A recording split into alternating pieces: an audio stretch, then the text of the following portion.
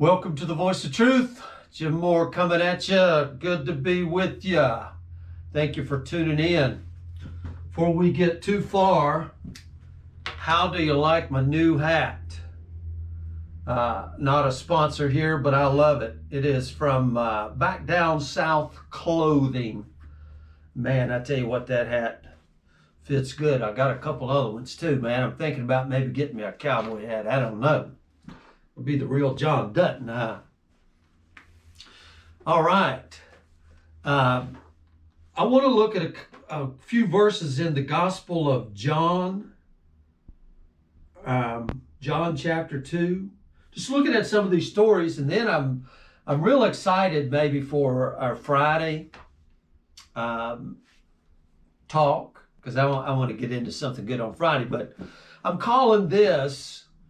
And then, again, we're just looking at these scriptures here, maybe from a viewpoint you haven't looked at them before. So, I like to do that. I like to get real with it, you've got to get real with it.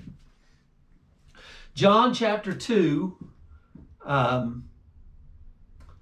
it's verses 1 through 11. I'm not going to read all those, but let's just read verse 3 through 5. When the wine ran out, the mother of Jesus said to him, "They have no wine." Jesus said to her, "What business do you have with me, woman? My hour is not yet come." His mother said to the servants, "Whatever he tells you, do it." They have no wine.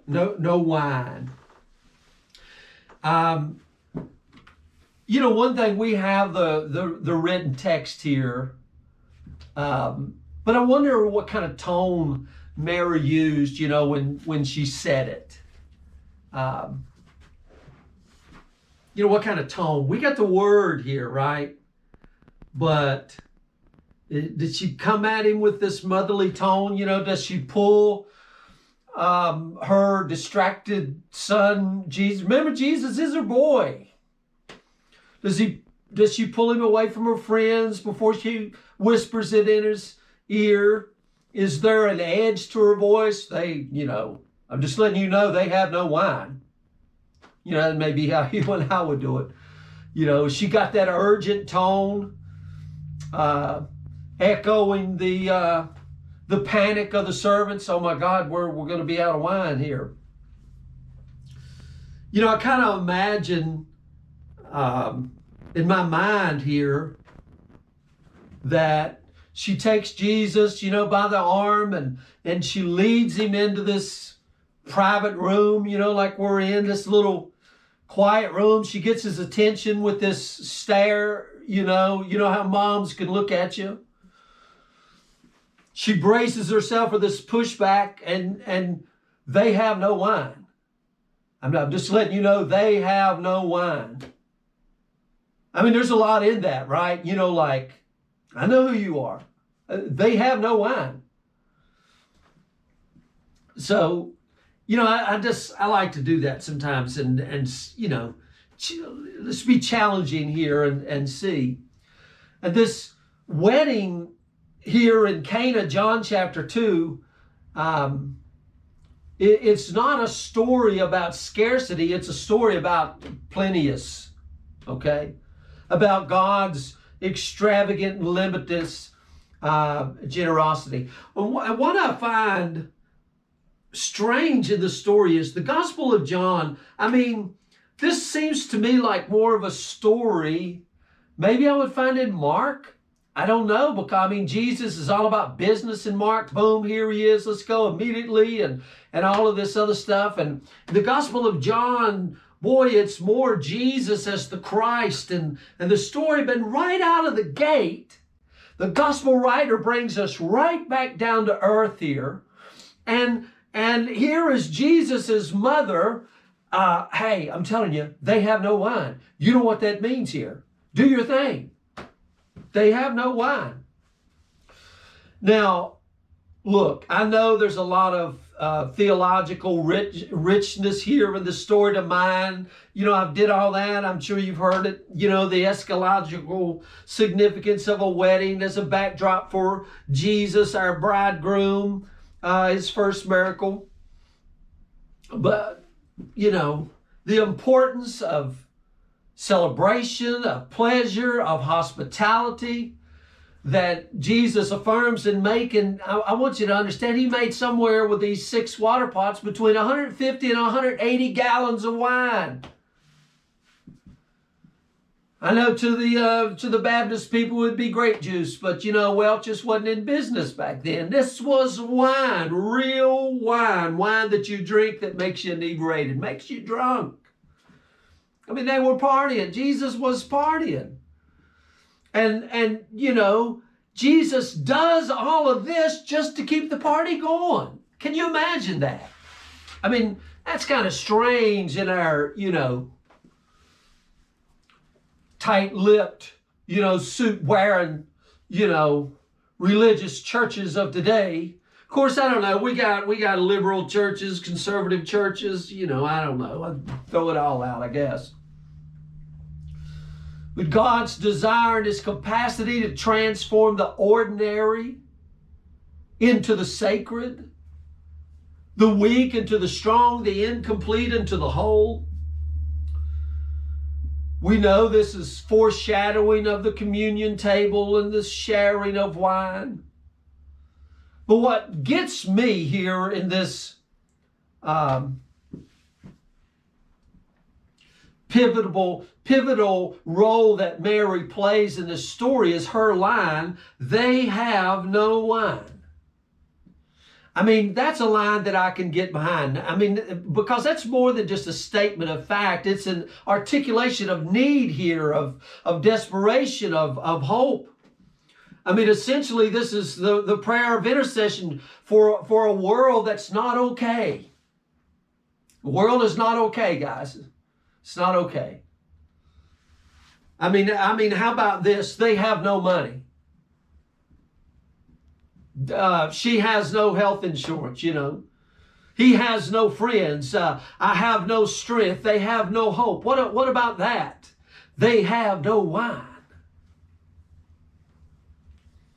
I mean, this line, this is a line I repeat daily. I think about this, I work on the railroad and, one of the things that we complain about often is material. We have no, whatever the material is we need. We don't have any. We don't have this. We don't have this. I mean, this is Mary. We have no wine. They have no wine. We don't have this. I mean, this is a need here. This is a line that I cling to when I feel helpless. You ever just do that? I mean, we as parents, my gosh. Do you ever just feel helpless? You try to put on the strong front, but, you just, man, I'm out. I'm tapped out, I'm tapped out. When I don't have anything concrete to offer, when God seems like a million miles away. And it's a line that insists on this mysterious power of telling God the truth. We can't hide this. Here it is. It's out in the open. We have no wine. Now, Mary's role here in Jesus' first miracle, it's an odd and a provocative one. But I am grateful for it because it allows me a place to enter into the story. I like to look for a place to enter into the story here. How can I get in there? Oh, well, I can recognize how I can get in here because not that I'm the miracle worker, but I see the need here. They have no wine. Because honestly, I don't have any idea how to turn gallons of water into gallons of wine. But I do know how to say what Mary says. Sometimes it's the only thing that I know how to say. There's a need here. They have no, you fill in the blank. Everything is not okay. We're in trouble. They have no wine. So, what does Mary do in this story that we might learn from? How does she participate in Jesus's miracle of abundance? That's what we're going to be looking at here, guys. This great story of Jesus's first miracle of turning water into wine. So anyway, guys, I hope this gives you an entry point. I'm going to let you ponder on it a little bit. I'm using my hands a whole lot here. I'm enjoying my new hat. I hope you're enjoying my new hat. I really like it. Back down south close, man. They got some awesome hats. It's not a sales pitch, guys, because like I said, I don't have hardly any viewers and no sponsors. So I just like the hats. And I thought, you know what? I'm going to wear this daggone hat. So that's just the way it is. So anyway, guys, come back on Wednesday. We're going to dive into the story and see what Mary does that we might learn from for you and me today. They have no wine. See you Wednesday, guys. God bless. Hey guys, Jim here. Thank you so much for watching this video. I hope you really enjoyed it. I really love bringing these things to you.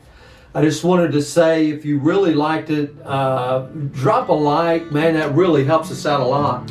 Hit the share button, subscribe if you want to get notified when they're coming out. We come out every Monday, Wednesday, and Friday as of right now. We got more teachings on rhythmsofgracecommunityfellowship.com. You can find us right there. On there, you'll find all the links to our podcast on Voice of Truth and Rhythms of Grace Community Fellowship. And it'll also take you to our YouTube for these channels, rhythmsofgracecommunityfellowship.com. You can find everything right there. Again, thank you. Leave us a comment, hit subscribe. Guys, again, thank you so much for watching this. Hope you enjoyed. We'll see you next time. God bless.